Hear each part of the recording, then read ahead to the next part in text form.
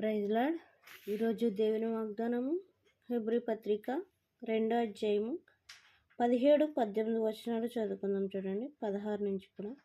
ఎలయనగా ఆయన ఎంత మాత్రమును దేవదూతల స్వభావమును ధరించుకొనక అబ్రహాము సంతాన స్వభావమును ధరించుకొని ఉన్నాడు.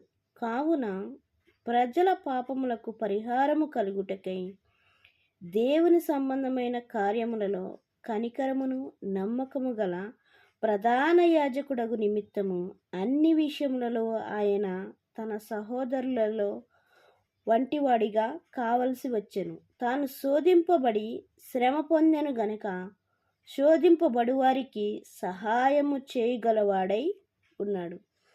ఇక్కడ వాక్యములు ఏమున్నదంటే, మనం చాలా సందర్భాల్లో అంటూ ఉంటాం, ఆయన దేవుడు కాబట్టి భరించుకున్నాడంట.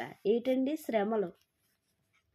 ఆ సిలువలో శ్రమలు ఆయన దేవుడు కాబట్టి భరించుకున్నాడు, మనం ఎక్కడ భరించుకుంటాం అనేసి. కానీ ఆయన దేవుడై ఉండి కూడా మన యొక్క మానవ శరీరములోకి వచ్చి ఆయన దెబ్బలు భరించుకునేవాడిగా ఉన్నాడు. ప్రతి దెబ్బ కూడా మన పాపముల విషయమై ఆయన భరించి సహించేవాడిగా ఉన్నాడు. ఎందుకంటే మనిషి ఇంత కష్టాన్ని ఓర్చుకోగలడా ఓర్చుకోలేడా అనే విషయాన్ని మనకి ఆయన తెలియజేసేవాడిగా ఉన్నాడు. కానీ నిజమేనండి, ఆయన దేవుడు కాబట్టి. కానీ మనమైతే చిన్న బాధను కూడా తట్టుకోలేకుండా ఉండేవారుగా ఉంటాం. ఇక్కడ ఏం చెప్తున్నాడంటే ఆయన చూడండి,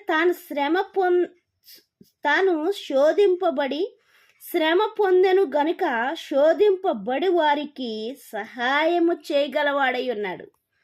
ఆయనకి కష్టం కోసం తెలుసండి. కొన్ని సందర్భాల్లో మనం అంటూ ఉంటాం కదా, అసలు ఎక్కడికి వెళ్ళిపోయాడు ఈయన, అసలు ఉన్నాడా లేడా. చాలా సందర్భాల్లో మనం అంటూ ఉంటాం. మనకి మన సమస్యకు పరిష్కారము దొరకలేనప్పుడు మనము దేవుణ్ణి అడిగేవారిగా ఉంటాం. కానీ మనకి ఆపదల మొక్కువాడుగా మనం ఆయన్ని ఆరాధించుకునేవారిగా ఉంటాం.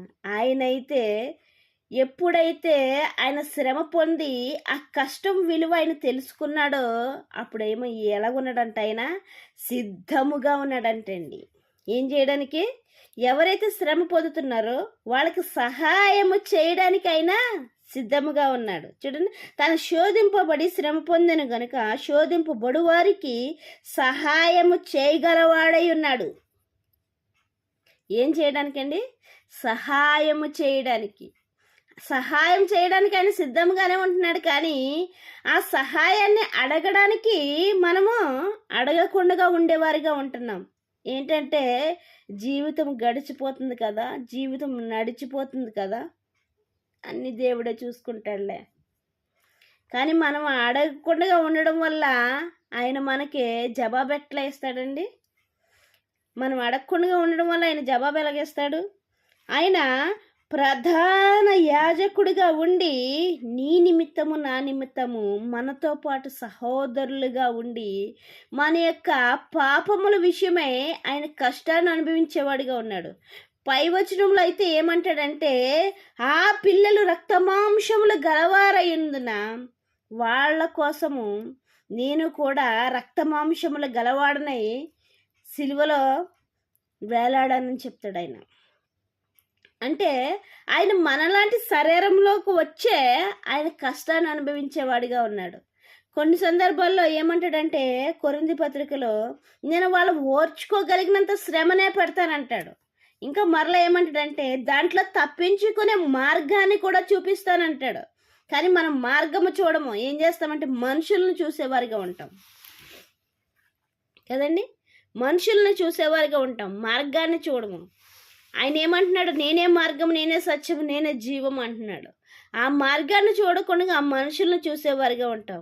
అయితే ఇక్కడ వాక్యముతో మనతో ఏమని మాట్లాడుతుందంటే, ఎవరైతే శోధింపబడుతున్నారో, ఎవరైతే శ్రమల గుండా వెళ్తున్నారో వాళ్ళకి నేను సహాయము చేయడానికి సిద్ధంగా ఉన్నాను. మీరు ఏం చేయాలంటున్నాడో ఆయన్ని అడగాలంట. ఏం చేయాలా? మనము ఆయన్ని అడిగేవారిగా ఉండాలి. ఎందుకంటే ఆయన సాయం చేయడానికి సిద్ధంగానే ఉన్నాడు. ఆయనకి తెలియదండి, తెలుసు. కానీ మనము కూడా ఆయన్ని అడిగేవారిగా ఉండాలి. ప్రభువా, ఈ శోధన నుంచి తప్పించు, ఈ కష్టం నుంచి తప్పించు, ఈ ఇరుకు నుంచి తప్పించు, ఈ వేదన నుంచి తప్పించు, ఈ అనారోగ్యం నుంచి తప్పించు అని మనము ఆయన్ని అడిగేవారిగా ఉన్నట్లయితే ఆయన సాయం చేయడానికి సిద్ధముగా ఉన్నాడండి. మన దేవుడు సాయం చేయగలిగిన దేవుడు, మన దేవుడు విడిపించగలిగిన దేవుడు, మన దేవుడు రక్షించగలిగిన దేవుడు, మన దేవుడు కాపాడగలిగిన దేవుడు. ఎంత పరిస్థితి అయినా సరే దానిలోంచి మనల్ని కాపాడగలిగిన దేవుడు. అయితే మనమే ఆయన దగ్గరికి వెళ్ళకుండా ఉండేవారిగా ఉంటున్నామేమో. అయితే వాక్యముతో మాట్లాడుతున్నాడు ఆయన. నా దగ్గరికి రండి, నాకు చెప్పండి మీ సమస్య ఏంటో, దాన్ని నేను పరిష్కరిస్తానని వాక్యముతో ఆయన మాట్లాడేవాడిగా ఉన్నాడు.